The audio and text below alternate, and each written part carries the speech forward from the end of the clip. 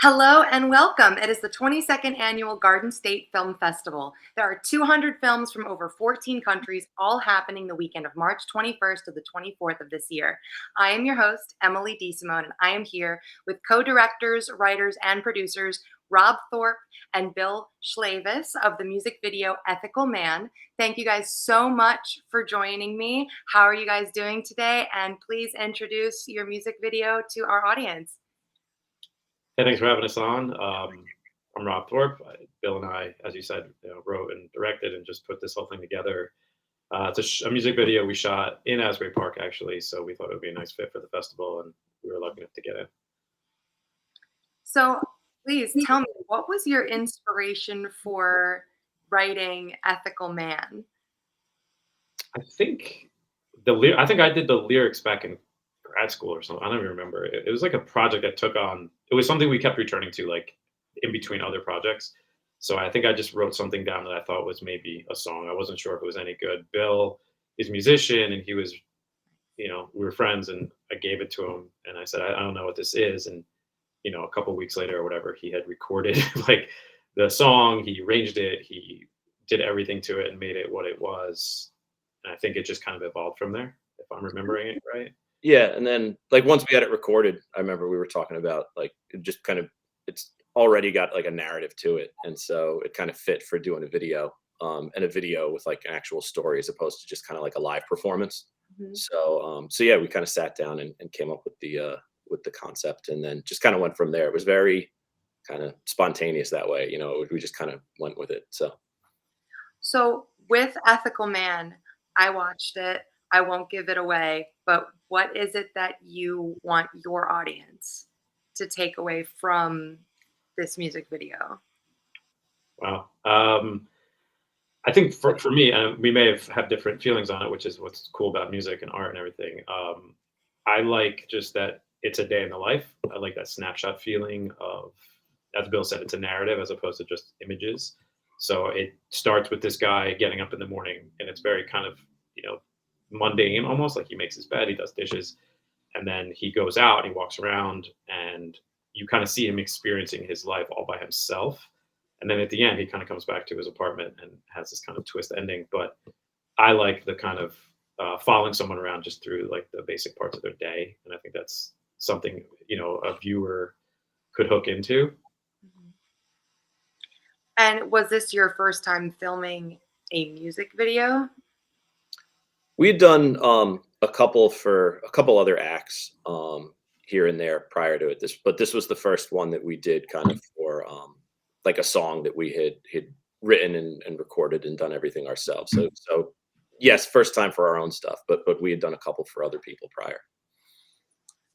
So what was it like for you to put an idea that you guys wrote and like curated and to like the process of putting it out onto the screen for other people to then interpret? Like, how was that process? I think for us it was probably like very easy in a sense because we had been working on like a feature film, and the grind of a feature film is so intense and so methodical. And this was just like Bill said, it was kind of spontaneous. Like we wrote this thing, we recorded this thing, we had one of our actors from our feature kind of like on call, and we just said, hey, do you want to come to Asbury Park? And he came in, we filmed it in real time, we sent him on the train home, and that part of it was just like super easy. And I think we got out of our head, which you can sometimes really get into your head when you're in a creative project. So I think for me and for Bill probably too, it's just like kind of a spontaneous act of creation, which was kind of rare that you get to do that and just not stress it too much. Yeah, it was And definitely like refreshing even from like the technical angle, like shooting a music video, like not having to worry about dialogue and kind of being able to just focus on the actual like shots themselves without all the other kind of little technical stuff you got to worry about if you're shooting like a feature. Oh, there's the cat. Oh yeah. Um, and then so yeah, so it was cool. I liked it. It was a little different from what we had normally done, but yeah, it was definitely kind of refreshing in that sense. so you're saying that you, oh, hi, Kat. So you were saying that you pulled this actor from a previous work of yours. Who was he the one singing? Like, Who is singing this? I'm singing it. Oh, you are the one. Oh, that's Yeah, awesome. yeah, yeah. Oh, Yeah, that's Bill did all the arrangement, the music. We had a couple friends that also helped out with some stuff, but Bill was kind of the musical mastermind, and nice. he pulled it all together. And then the actor, his name is Josh Dye. Mhm. He's a just really talented actor from New York that we had auditioned and worked with, and he was game, to come down and hang out with us. And we sent him the script, which was really just very loose. We gave him the overview, obviously, and we gave him the song, so he knew what was going to happen and where it was going. And yeah, it was just we had worked with him, so like the shorthand was there. There was no stress. It was just filming. Sorry. So, I mean, tell me how you guys found the Garden State Film Festival. Um, I mean, we had been kind of doing film festivals a bit. Yeah. I had been in it before. One of my screenplays won, Oh, nice. and Congrats. thank you. And I had a really great experience with them. And just I love how it's a huge kind of like prestige festival, but they literally treat everyone kind of like a celebrity, sort of. Like they're really nice to everybody, and it's our backyard. We filmed in Asbury Park. Bill and I had brought other films that we have made to other festivals, so it was just like an easy choice to submit. So, with this whole process, can you touch upon perhaps like your favorite like process of like making this film, submitting this film, and your least favorite part of this process? Hmm. I feel like Bill has something No ready. So question. No, I never really thought of it that way. Mhm. Like we were saying with like shooting a music video, it was kind of refreshing. Like I really liked the whole thing. Like it's not saying that it was easy, but it was a little different.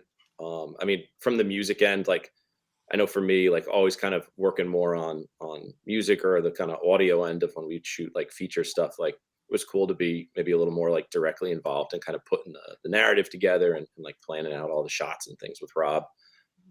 So there really wasn't like a part that I didn't like about this project. Like it's one of my the more kind of enjoyable ones that I've gotten to work on. So, I mean, with that said, it sounds like you guys have been in this industry for quite some time. Like who would you say has been an inspiration for you, whether it was like the style of their work or whatnot for this particular work? wow. Yeah, I mean, we've been banging around stuff for a while. We had written scripts and we had started the process like a lot of indie filmmakers do, and get a camera and let's just shoot something, and it just kind of evolved from there. I think growing up in Jersey, I think Jersey filmmakers are pretty rugged, gritty types. Whether it's like Danny DeVito or Kevin Smith or whatever, you always hear their kind of lore. And I think just that process of kind of being an indie filmmaker always appealed to us. I think in bigger picture, I know Bill and I both love kind of like Paul Thomas Anderson, um, his storytelling and his kind of visuals. As a film school person, the classics always come up, but I think the smaller, kind of dirtier films, honestly, are the ones that sort of appeal to us because they seem doable. And, Bill, I mean, how about you? Like, would you say you had any like inspiration for this, or a person that you followed, or like a type of work? Yeah, I mean, honestly, for the videos, it sounds like kind of I don't know, maybe silly a little bit, but like for music videos, just like the stuff I grew up with, like watching like the kind of narrative like 90s like alt rock music video, like that type of stuff is like I was definitely one of those kids who would like run home and like try to like catch them when they were like playing them on MTV or whatever. So like I've always had that stuff kind of like knocking around in my head, and then like I said, I kind of came more from like the music end than the film end. And so like actually getting to like do that is kind of cool for me. So yeah, that's kind of where I come from with it. Nice. So, okay, you're talking about how this was a pretty likable, like easy, like it was a refreshing project for you that really didn't pose you many challenges. So, I guess my question would be, what is a challenge you faced in the past, if you could go into some detail, that helped this to make it an easy and refreshing? process for you? I think. Yeah. Oh, sorry. I No, go was going to say I mean, technically, this was the second idea for this song. We had come up with like a now looking back, just completely terrible idea, and like tried to blend like a Zombies. narrative. Yeah. It was just. I look back, I'm like, wow, that was a miss. But we had like tried to like do a different thing where we kind of tried to like blend a performance into a narrative, and it was just like very it, trying to like sync like the audio and the actual like live performance with like actors kind of moving around, and we kind of in the middle of it said, no, this just doesn't work. Like it sounded good on paper. So that kind of made us then push for kind of a more maybe like straightforward approach where we said, let's just shoot like straight narrative, don't worry about the live performance type thing. And so I think that's why it actually like came out so much better, is that we kind of started something, and then we're willing to say, all right, you know what, this just isn't going anywhere, let's not force it, and let's kind of take a different angle. And Rob? Yeah, I mean, echoing everything he said, I think just coming from like the feature film stuff, you're just you're tight. You kind of feel like you're tight all the time. And I think with a music video, for me anyway, I was like, oh my god, this is just so cool to just go in our backyard, go to Asbury Park, get the camera going, and we're just gonna run through this and see where it goes. And we knew where it was kind of gonna end, but everything between we were really open to. And there was like found footage, like we I don't even know what kind of animal on the beach. There's some kind of crazy cat that runs out. Like, not that we planned that. Mhm. And but that was really just an embrace, I think, of everything that was hard about filmmaking, which is time management, and you never have people for enough time, and there's rain, and there's budgets, and all the stuff that kind of gets in the way. This kind of ran the other way from that. We could just have a good time. Well, guys, thank you so much for joining me and giving me some insight into your process and the way that you guys, came up with this. You guys can check out Ethical Man at the Jersey Shore Arts Center on Saturday, March 23rd. The block is 9 p.m. to 11:15 p.m. Rob, Bill, I hope to see you both at the Garden State Film Festival this year. And you guys, there are going to be 200 films screening across 8 venues, including hosting parties, panels, events, and more. Get your tickets at gsff.org/tickets. I'm your host, Emily DeSimone, and Bill, Rob, thank you so much for joining me. I hope you guys have a great rest of your day, and I can't wait to see your film at the festival. Thank you. Thanks for having us. Have a good one.